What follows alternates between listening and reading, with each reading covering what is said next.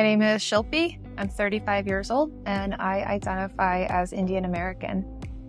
Indian American folks represented throughout the media. I feel like if you had asked me this question about 10 years ago, I would have said very rarely would an Indian person come up on screen.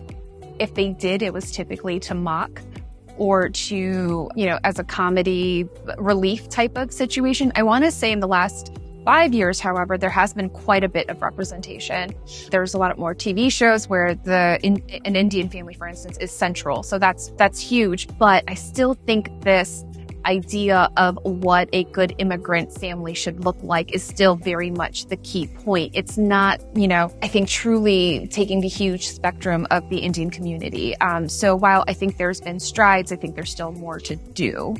Body representation and body in general has been seen within my culture is the skinnier you are, the more prominent, the more include all positive adjectives here, But if you are remotely plus size, you are immediately seen as there's some negative stigma sorted to who would ever want to be associated with you.